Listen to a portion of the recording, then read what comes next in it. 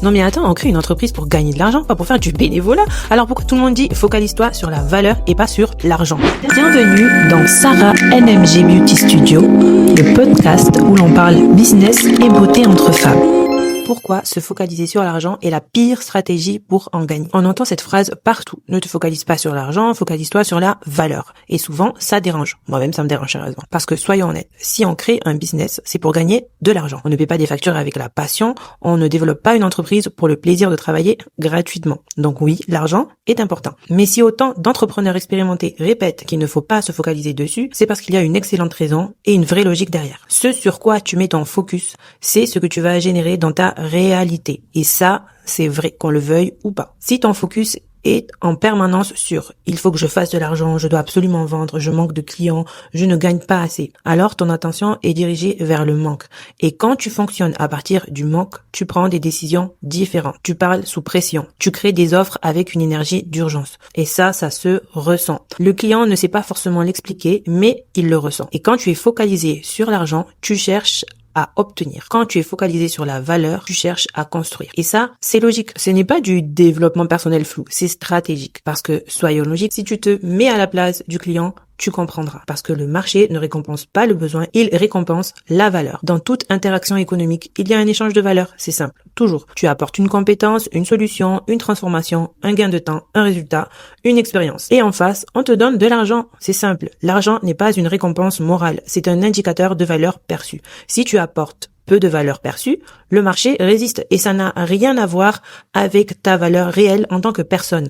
Mais c'est uniquement basé sur la perception qu'a ton client. Si tu apportes une valeur forte, claire et désirable, le paiement deviendra logique. Ce qui bloque beaucoup de personnes, c'est qu'elles veulent augmenter leurs revenus sans augmenter la valeur perçue. Elles veulent plus de clients, plus de ventes, plus de chiffre d'affaires, mais elles ne se demandent pas, est-ce que mon offre résout un problème précis? Est-ce que mon message est clair? Est-ce que la transformation est évidente? Est-ce que ma cible comprend exactement ce qu'elle gagne? Si tu passes ton temps à penser, je dois faire 5000 ce mois-ci, tu te mets une pression énorme. Et la pression crée souvent des décisions rapides, du flou, des baisses de prix, des compromis, des clients mal choisis. Maintenant, imaginons un autre focus. Au lieu de te demander comment je peux faire de l'argent, tu te demandes comment je peux créer une offre qui résout un vrai problème. Je sais, ça sonne cliché, mais réfléchis 2 secondes. Mets-toi à la place du client. Toi-même, tu es cliente. Imagine ta paire d'escarpins préférés. Il y a des milliers et des milliers d'entreprises et de marques qui vendent des escarpins. On est d'accord? Mais ta paire d'escarpins préférée, est-ce que tu ne vas pas tout faire pour l'acheter? Peu importe le prix, peu importe la ville où tu dois te rendre pour trouver ta paire d'escarpins préférée, tu la veux. Pourquoi? Parce que la marque qui l'a conçue a créé une valeur autour de cette paire d'escarpins. Et cette valeur-là te correspond. Tu es leur cible. Et tu feras tout, tu mettras le prix pour l'avoir, oui ou non. C'est la même chose et c'est de la même façon que tu dois réfléchir et poser les actes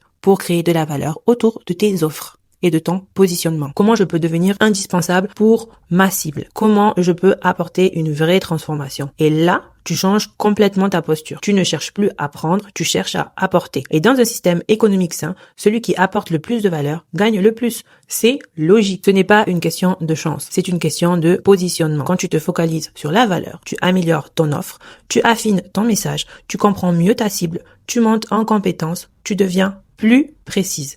Et tout ça augmente naturellement la valeur perçue. Et quand la valeur perçue augmente, les ventes deviennent plus fluides. Attention à une nuance importante. Créer de la valeur ne veut pas dire se sacrifier. Ça ne veut pas dire travailler gratuitement. Ça ne veut pas dire donner tout sans jamais structurer. Créer de la valeur, c'est structurer une offre qui produit un résultat clair. Et ensuite, assumer son prix. Ah là là, assumer son prix. C'est parfois difficile. S'il faut bien comprendre une chose, c'est si tu apportes une certaine valeur ajoutée, tu te dois d'assumer son prix. Ça va peut-être paraître difficile au début, mais si tu crées énormément de valeur, mais que tu ne la valorises pas, tu te sous-payes. Et si tu demandes un prix élevé sans que la valeur perçue ne soit au niveau, le marché ne suit pas. Dans les deux cas, il y a un déséquilibre et tu n'atteindras jamais ta cible. La valeur que tu crées doit être claire. La valeur que tu annonces doit être assumée.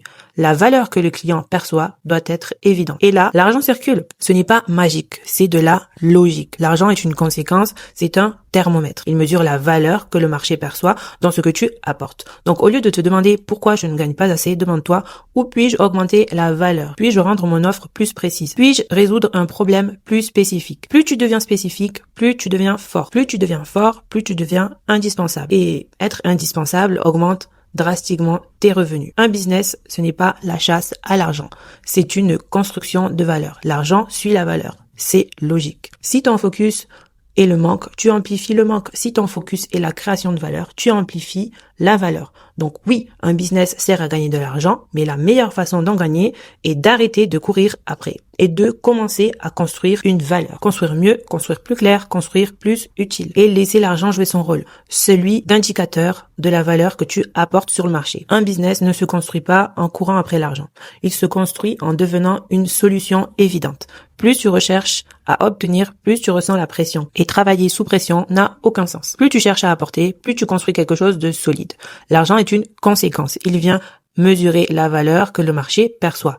Donc, au lieu de te demander comment je peux gagner plus, demande-toi comment je peux devenir indispensable. Et crois-moi, si tu es indispensable, ta cible paiera le prix. Mets-toi simplement à la place de ta cible. C'est cette question qui change tout. Et c'est exactement comme ça que je réfléchis aujourd'hui.